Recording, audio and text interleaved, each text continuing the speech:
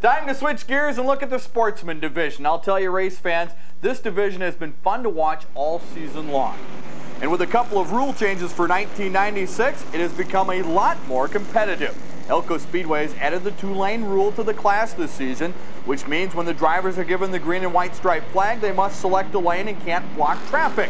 Also, when caution periods bring the action to a halt, the field is realigned in a double-wide restart. As veteran flagman Kenny Wallstead commented last week, these new rules have put the racing back in racing. Back to defend his title in 1996, the Cheesy Cheetah started the season with a new car, picking up Dan Ryan's '87 Monte Carlo from last season.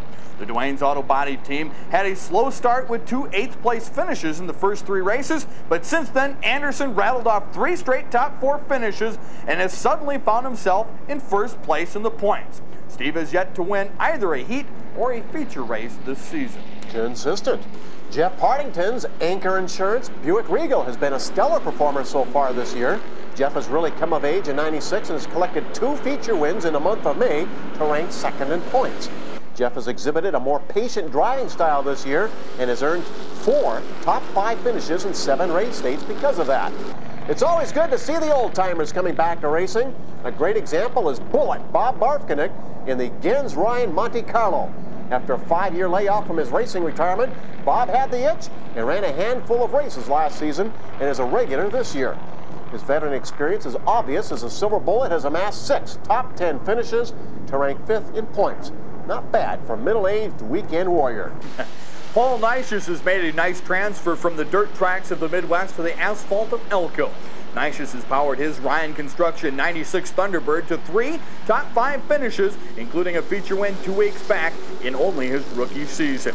Donnie Bryant, Steve Croyer, Darren Klegstead, and Brad Sanford have all picked up feature wins this year, verifying just how competitive this division is. The close field has always brought about a few fender benders. Bill Rohde and Lauren Schick crashed in turn 4 a few weeks back, and just 2 weeks ago, Darren Klegstead blew a motor, collecting several cars in the turn 1 wall. The points race is tight. One bad night out cost Rob Host some points. Otherwise, he has 6 top 6 finishes, including a 2nd last race.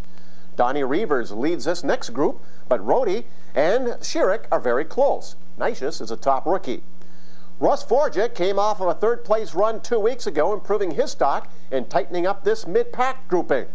The remaining top 25 have all missed at least a couple of weeks of racing action and consequently are lower in the standings.